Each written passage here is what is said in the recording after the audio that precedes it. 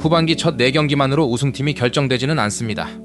하지만 어떤 팀이 전반기에 약점을 고쳤고 어떤 팀이 휴식기에도 문제를 해결하지 못했는지는 분명히 드러날 수 있습니다. 7월 3주차 KBO 리그에서 가장 충격적인 결과를 받은 팀은 LG와 한화였습니다. LG는 KT와의 4연전을 모두 내줬습니다. 한화는 최하위 키움을 상대로 1무 3패를 기록했습니다. 두 팀 모두 한 경기에서 운이 나빠 패한 것이 아닙니다. 선발이 먼저 흔들렸고 불펜이 승계주자를 막지 못했으며 타선은 득점권에서 침묵했습니다. 문제 하나가 다음 문제를 불러오는 연쇄 붕괴였습니다. 반대편에서는 KT와 키움이 같은 구조를 완전히 뒤집었습니다. KT는 LG와의 4연전을 모두 잡으며 7연승을 달렸고 2위로 올라섰습니다. 키움은 한화를 상대로 3승 1무를 기록하며 후반기 최고의 출발을 만들었습니다. 질문은 하나입니다. 후반기 첫 주에 선두권과 하위권의 흐름을 뒤집은 것은 선수 한 명의 폭발이었을까요? 아니면 선발, 불펜, 타선이 연결되는 방식의 차이였을까요? 먼저 LG의 4연패를 살펴보겠습니다. LG는 전반기 내내 부상과 전력 이탈을 버티면서도 선두권을 유지했습니다. 완전한 전력으로 압도했다기보다 남은 선수들을 조합해 승리를 쌓았습니다. 그래서 전반기 LG의 성적은 강함과 불안함을 동시에 가지고 있었습니다. 문제는 후반기 시작과 함께 그 불안 요소들이 한꺼번에 드러났다는 점입니다. 4연전 첫 경기에서 LG는 오스틴 딘의 홈런으로 먼저 점수를 냈습니다. 하지만 이후 득점권에서 추가점을 만들지 못했습니다. 선발 투수가 중반에 집중타를 허용했고 타선은 역전할 기회를 살리지 못했습니다. 선취점은 만들었지만 그 점수를 지킬 투수력과 추가점을 뽑을 타격이 모두 부족했습니다. 다음 경기에서도 비슷했습니다. LG 선발은 탈삼진을 많이 기록했지만 결국 KT 중심 타선을 넘지 못했습니다. 타선은 상대보다 더 많은 안타를 기록하고도 산발적인 공격에 그쳤습니다. 안타 숫자가 많다고 득점력이 좋은 것은 아닙니다. 주자가 없는 상황의 단타 3개보다 2사 2루에서 나온 적시타 하나가 경기 결과에는 더 큰 영향을 줄 수 있습니다. LG는 출루를 득점으로 연결하지 못했습니다. 세 번째 경기에서는 임창규가 4회까지 버텼지만 5회에 급격히 흔들렸습니다. 뒤이어 등판한 불펜도 책임주자의 실점을 막지 못했습니다. 이 장면이 LG의 4연전을 가장 잘 설명합니다. 선발이 위기를 남기고 내려갑니다. 불펜이 승계주자를 막지 못합니다. 점수차가 커지면 타선은 더 큰 부담을 안고 상대 불펜을 공략해야 합니다. 타선이 득점권에서 침묵하면 투수는 한 점도 허용하지 않아야 한다는 압박을 받습니다. 그 부담이 다시 선발과 불펜의 투구를 어렵게 만듭니다. LG의 연패는 다음과 같은 구조였습니다. 선발의 중반 붕괴, 불펜의 승계주자 실점, 중심 타선의 오스틴 의존, 득점권 침묵, 추가점 부족으로 인한 한 점 승부 부담, 그리고 다시 투수진의 붕괴였습니다. LG가 후반기 반등하기 위해 필요한 것은 새로운 영웅 한 명이 아닙니다. 오스틴 앞뒤에서 출루와 장타를 연결할 타자가 필요합니다. 선발이 5회를 넘기지 못하는 경기에서는 불펜의 역할도 더 명확해야 합니다. 한 투수가 흔들렸을 때 팀 전체가 함께 무너지지 않도록 연결고리를 끊어야 합니다. 한화의 상황도 비슷했지만 붕괴 속도는 더 빨랐습니다. 한화는 후반기 첫 상대가 최하위 키움이었습니다. 상위권 경쟁을 이어가려면 반드시 승수를 확보해야 하는 시리즈였습니다. 6월 키움에 당한 피스윕을 갚을 기회이기도 했습니다. 그러나 결과는 서력이 아니라 1무 3패였습니다. 첫 경기에서 선발 화이트는 5이닝 5실점으로 흔들렸습니다. 한화 타선은 노시환의 3점 홈런을 포함해 5점 차를 1점 차까지 좁혔습니다. 분위기만 보면 충분히 경기를 뒤집을 수 있었습니다. 하지만 7회 불펜이 무너졌습니다. 무사 1-3루 위기를 만들고 내려간 투수에 이어 다음 투수도 실점을 막지 못했습니다. 이후 투수들까지 연달아 점수를 허용하면서 한 점차 경기가 순식간에 사실상 승부가 끝난 경기로 바뀌었습니다. 불펜은 기억을 믿으면 안 됩니다. 전반기에 잘 던졌다는 이유만으로 후반기에도 같은 보직과 등판 간격을 그대로 유지할 수는 없습니다. 최근 투구수와 연투 여부, 구속 변화, 재구 상태를 함께 봐야 합니다. 한화는 추격조와 필승조의 경계가 흐려졌고 위기에서 투수를 바꿔도 다음 투수가 승계주자를 막지 못했습니다. 두 번째 경기에서는 왕앤청이 5이닝 7실점, 3자책점을 기록했습니다. 수비 실책이 대량 실점의 출발점이 된 것은 사실입니다. 그러나 실책 이후에도 투수가 이닝을 끝낼 기회는 있었습니다. 벤치가 교체 시점을 놓치고 실투가 반복되는 선발을 계속 마운드에 남긴 결과 한 번의 수비 실수가 경기 전체의 붕괴로 커졌습니다. 타선도 도와주지 못했습니다. 안타 숫자는 부족하지 않았지만 중심 타선이 득점권에서 흐름을 끊었습니다. 페라자의 컨디션은 전반기와 달라 보였고 노시환도 결정적인 타석을 살리지 못했습니다. 세 번째 경기에서는 선발 에르난데스가 머리 쪽 사구로 1회 퇴장당했습니다. 예상하지 못한 퇴장은 어떤 팀에도 어려운 변수입니다. 한화 불펜은 중반까지 잘 버텼습니다. 그러나 이전 경기들의 소모가 누적됐고 3연투가 걸린 투수들이 생기면서 후반 운용에 한계가 나타났습니다. 결국 8회 키움 타선의 역전을 허용했습니다. 마지막 경기에서는 9대4 리드를 잡고도 8회에만 5점을 내주며 비겼습니다. 이 경기로 한화의 문제가 더욱 선명해졌습니다. 타선이 9점을 만들어도 지킬 수 없었습니다. 선발이 일찍 내려간 경기의 부담이 다음 경기 불펜까지 이어졌고 계속된 연투가 다시 경기 후반의 구위와 제구를 떨어뜨렸습니다. 한화가 추락한 것은 타선이 무조건 약했기 때문이 아닙니다. 득점 생산의 기복과 불펜 과부하가 동시에 발생했기 때문입니다. LG와 한화는 순위와 전력 구성이 다르지만 이번 주 패배 공식은 놀라울 정도로 닮았습니다. 선발이 흔들립니다. 불펜을 일찍 투입합니다. 승계주자가 들어옵니다. 다음 경기에는 사용할 수 있는 투수가 줄어듭니다. 타선은 한 번에 많은 점수를 내야 한다는 부담을 받습니다. 득점권에서 공격이 끊기면 다시 투수 한 명에게 지나치게 많은 책임이 돌아갑니다. 이 연쇄작용을 끊지 못하면 한두 경기 부진이 긴 연패로 변합니다. 반대로 KT는 거의 모든 연결이 제대로 작동했습니다. KT는 LG와의 첫 경기에서 로건이 5이닝 1실점으로 버텼습니다. 압도적인 투구는 아니었습니다. 주자를 내보냈고 오스틴에게 홈런도 허용했습니다. 그러나 대량 실점 없이 경기를 중반까지 넘겼습니다. 타선이 상대 선발을 무너뜨릴 시간을 벌어준 겁니다. KT 타선은 초반 번트 실패와 득점권 침묵으로 답답한 경기를 했습니다. 하지만 결정적인 찬스에서 최원준의 3점 홈런을 포함해 한 이닝 4점을 만들었습니다. 선발이 버텨주고 타선이 한 번의 기회를 크게 살렸습니다. 경기 후반 불펜이 위기를 맞았지만 마지막 아웃카운트를 잡아냈습니다. 두 번째 경기에서는 소영준이 6이닝 1실점으로 선발의 역할을 다했습니다.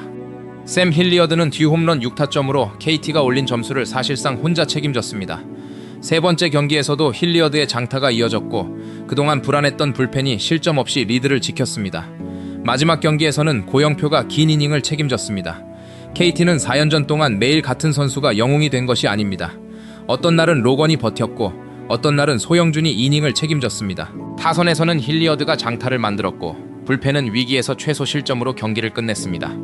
강한 팀의 조건은 모든 선수가 동시에 잘하는 것이 아닙니다. 한 부분이 흔들렸을 때 다른 부분이 그 시간을 벌어주는 것입니다. KT는 전반기 막판 불펜 붕괴와 타격 사이클 저하로 흔들렸습니다. 후반기 첫 주에는 선발이 5, 6이닝을 제공했고 중심 타선이 적시타와 홈런을 만들었으며 불펜이 리드를 지켰습니다. LG의 연쇄 붕괴와 정확히 반대되는 구조였습니다. 키움의 3승 1무도 같은 관점에서 볼 필요가 있습니다. 키움은 갑자기 모든 약점이 사라진 팀이 아닙니다. 선발이 4실점을 기록한 경기도 있었고 불펜이 홈런을 맞아 역전을 허용한 경기까지 있었습니다. 그런데 이전과 다른 부분이 있었습니다. 실점한 뒤 타선이 다시 점수를 만들었습니다. 첫 경기에서 알칸타라는 5회까지 무실점으로 한화 타선을 막았지만 6회 연속 안타와 노시환의 3점 홈런으로 흔들렸습니다. 전반기의 키움이라면 선발이 무너진 순간 경기도 사실상 끝났을 가능성이 큽니다. 이번에는 타선이 18안타 14득점을 기록했습니다. 맷 데이비슨이 출루와 장타를 만들고 그 뒤 타자가 주자를 불러들이는 구조가 형성됐습니다. 한화 필승조를 상대로도 경기 후반 추가점을 냈습니다. 두 번째 경기에서도 데이비슨의 3점 홈런과 박찬혁의 2점 홈런이 나왔습니다. 선발 하영민이 흔들렸지만 타선이 점수를 보충했고 경기 후반 불펜이 리드를 지켰습니다. 세 번째 경기에서는 안우진이 6이닝 1실점으로 호투했습니다. 불펜이 홈런을 허용해 역전당했지만 키움 타선은 곧바로 8회 공격에서 2타점 적시타로 경기를 다시 뒤집었습니다. 일요일에는 박준현이 4사구 7개로 흔들렸지만 키움은 끝까지 추격해 패배 대신 무승부를 만들었습니다. 키움의 변화는 단순히 외국인 타자가 잘 쳤다는 데서 끝나지 않습니다. 선발이 흔들린 날에는 타선이 보완했고 타선이 뒤늦게 점수를 낸 날에는 불펜이 리드를 지켰습니다. 전반기에는 한 부분이 무너지면 팀 전체가 멈췄습니다. 후반기 첫 주에는 다른 부분이 그 문제를 메웠습니다. 그래서 3승 1무라는 결과가 나왔습니다. 선두 삼성도 팀 구조의 안정성을 보여줬습니다. 삼성은 아리엘 후라도의 어깨 부상이라는 큰 변수를 맞았습니다. 1선발이 빠지면 선발진 전체의 등판 순서가 흔들릴 수 있습니다. 불펜이 처리해야 할 이닝도 늘어납니다. 하지만 대체 선발 양창섭이 5이닝 1실점으로 버텼습니다. 이후 이승현, 이승민, 김태훈, 김재윤이 차례로 무실점 이닝을 만들었습니다. 새 외국인 투수 크리스 패덱도 KBO 리그 첫 등판에서 6이닝 1피안타 무실점으로 강한 인상을 남겼습니다. 체인지업으로 타자의 타이밍을 빼앗았고 볼넷을 최소화하며 롯데 타선을 눌렀습니다. 삼성이 선두를 지키는 이유는 타선만 강해서가 아닙니다. 선발이 최소 5, 6이닝을 버티고 불펜의 역할이 정리돼 있으며 타선에는 장타로 경기를 바꿀 선수가 존재합니다.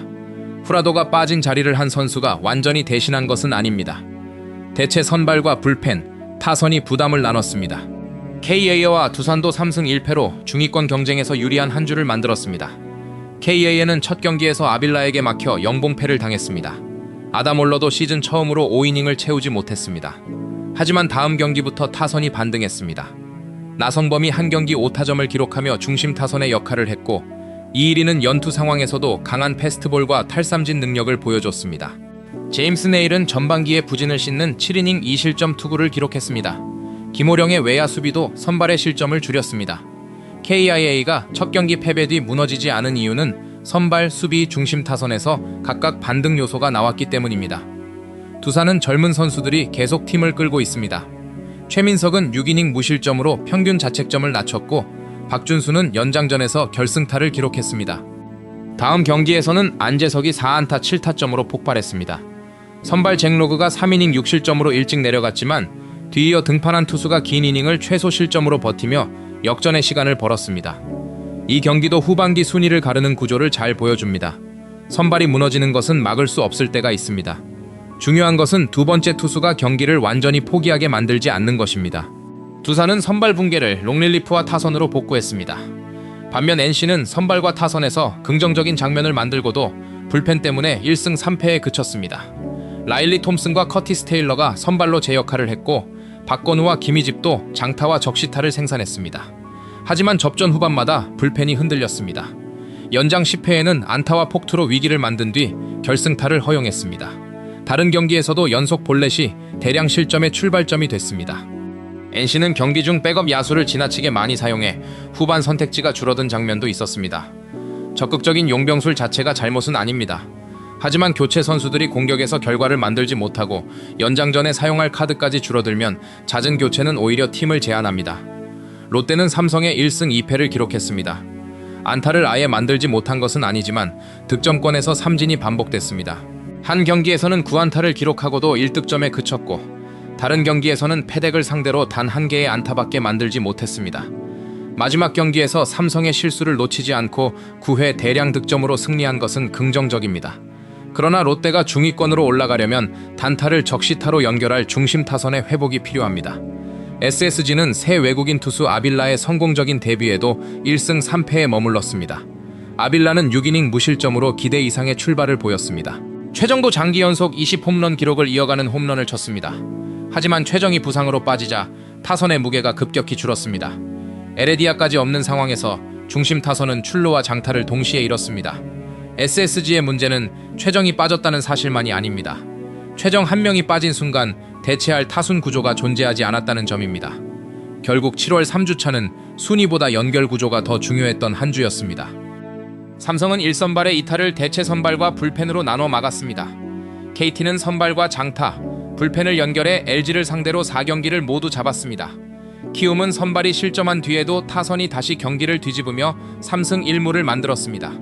반대로 LG는 선발의 흔들림이 불펜과 타선의 부담으로 번졌습니다. 한화는 불펜 소모가 다음 경기까지 이어지며 9점을 내고도 승리하지 못했습니다. 후반기는 아직 시작됐을 뿐입니다. LG와 한화가 전반기의 순위를 지키려면 단순히 분위기를 바꾸는 것만으로는 부족합니다.